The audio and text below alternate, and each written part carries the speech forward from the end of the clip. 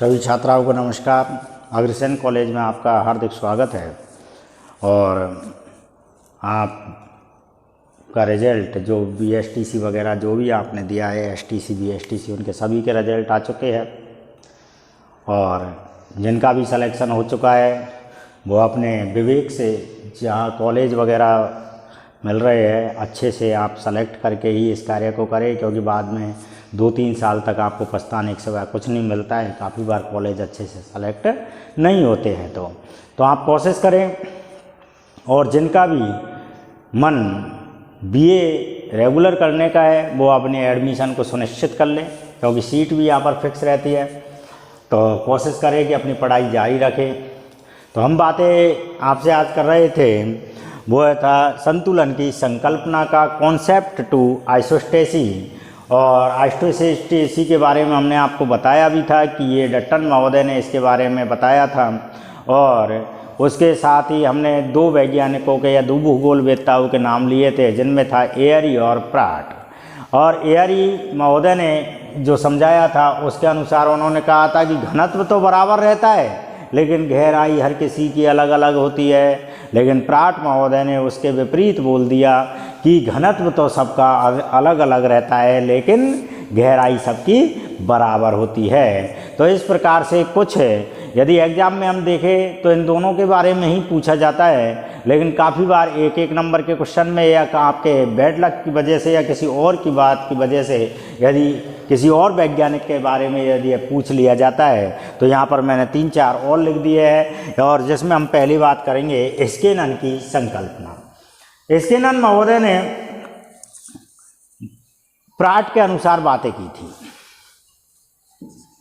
Pratt महोदय के अनुसार बातें की थी। और उन्होंने बताया था कि हाँ, ये बात सही है कि हर किसी का घनत्व अलग अलग होता है और घनत्व के अनुसार ही ऊंचाई और निचाई का वर्णन किया जा सकता है। यदि जितनी वस्तु जितनी ज़्यादा ऊंची होगी उसका घनत्व उतना ही कम होगा और जितनी नीची होगी उसका घनत्व उतना ही अधिक होगा।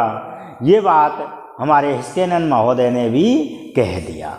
लेकिन अब ये बात यदि इतनी ही बोलनी थी तो ये बात भी क्लियर है कि ये बात तो प्राट महोदय ने ही बोल दी थी।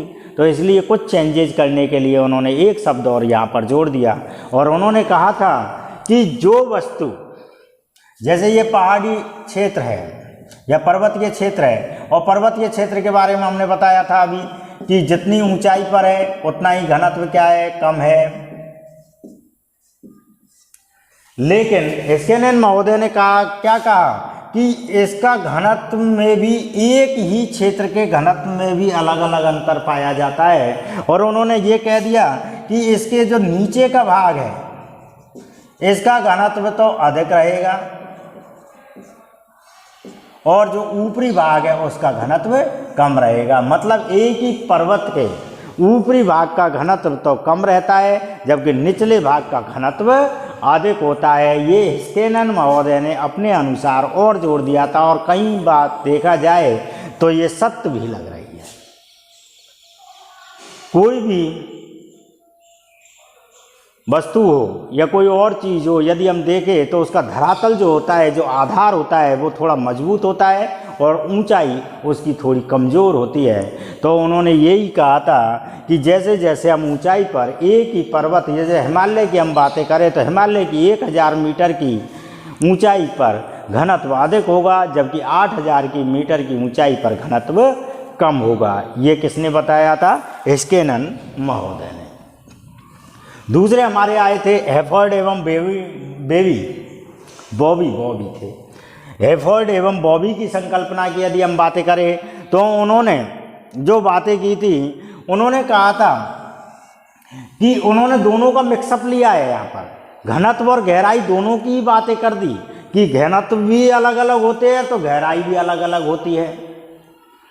लेकिन उन्होंने एक समतल रेखा का निर्माण किया और समतल रेखा के अनुसार उन्होंने कह दिया कि गहराई भी एक सुनिश्चित होती है। ऐसा नहीं है कि गहराई होती ही चली जाए, चलती चली जाए नीचे तक। गहराई भी एक फिक्स सीमा तक जाकर रुक जाएगी और घनत्व भी एक फिक्स सीमा पर जाकर रुक जाएगा। और उस रेखा को उन्होंने कहा था समतल रेखा। ये 100 किलोमीटर उन्होंने माना है। दोनों की बातें कर दी है उन्होंने, प्राट की भी कर दी है, एयरी की भी कर दी। दोनों हैफोर्ड और बॉबी महोदय दोनों ने ये बात की थी कि हाँ बात सही है कि घनत्व भी अलग अलग होता है और गहराई भी अलग अलग होती है, लेकिन दोनों ही एक फिक्स लेयर में होती है। ऐसा नहीं है कि ये लगातार बढ़ती ही चली जाए और घनत्व भी बढ़ता जा रहा है या घटता जा रहा है या गहराई भी बढ़ती जा रही है या घटती जा रही है, ऐसा नहीं है। एक फिक्स लेयर पर जाकर दोनों ही रुक जाते हैं और यही हमारे बताए थे हैफोर्ड और बॉबी ने। हमारे अगले थे जॉली की संकल्पना, और जॉली ने एयरी को यहाँ पर सपोर्ट किया है, एयरी महोदय को सपोर्ट किया है। एयरी महोदय के अनुसार उन्होंने बताया था कि गहराई बढ़ती है, क्लियर है, कोई भी चीज़ हो वो जितनी ऊपर जाएगी उसकी गहराई उतनी ही अधिक होती चली जाएगी। लेकिन उन्होंने थोड़ा सा हैफोर्ड और बॉबी के अनुसार यहाँ पर क्षतिपूर्ति मंडल की बातें की है, और क्षतिपूर्ति मंडल की बातें यहाँ पर इसलिए की है कि उन्होंने कह दिया कि हाँ गहराई बढ़ती तो है लेकिन एक जगह पर जाकर वो रुक जाती है, और उन्होंने भी 100 किलोमीटर को एक फिक्स एरिया माना है कि उस एरिया के बाद गहराई नहीं बढ़ती है।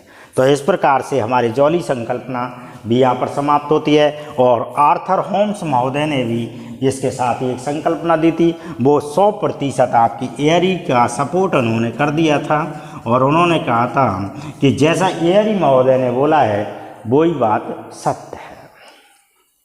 तो इस प्रकार से ये आपका लेसन था, बहुत छोटा है लेकिन इम्पोर्टेंट इतना है कि 100% एग्जाम में आता है। आपको पता ही है संतुलन की संकल्पना, संतुलन किस प्रकार से होता है, संतुलन किसे कहते हैं। आस्ट्रोएसी शब्द है, ग्रीक भाषा के द्वारा लिया गया था, जिसका मतलब होता है संतुलन या समस्थिति। और इसका सर्वप्रथम प्रयोग आपके डट्टन महोदय ने किया था, और उन्होंने बताया था कि जैसे पर्वत पठार मैदान वगैरह भाग होते हैं उनका घनत्व के अनुसार उनकी संतुलन बना हुआ है। यदि घनत्व कम है तो भाग ऊंचा जाएगा, घनत्व अधिक है तो भाग नीचा रहेगा। इस प्रकार डट्टन महोदय ने ये बात बताई थी। साथ ही हम भी जानते हैं कि संतुलन पृथ्वी परिक्रमण काल कर रही है, लेकिन फिर भी हम संतुलन की स्थिति में बने हुए हैं। तो इस प्रकार से साथ ही उन्होंने इनके बारे में 2 महोदय हमारे आए थे, जिनमें एयरी था और प्राट था। दोनों ने अपने अपने अनुसार विपरीत वाक्य कहे थे। एयरी ने कह दिया कि घनत्व तो बराबर रहता है लेकिन गहराई अधिक या कम हो सकती है, जबकि प्राट महोदय ने कहा था गहराई एक समान होती है, जबकि जो घनत्व है वो कम या ज़्यादा हो सकता है। तो इसके साथ ये लेसन आपका यहाँ पर समाप्त होता है। जय हिंद।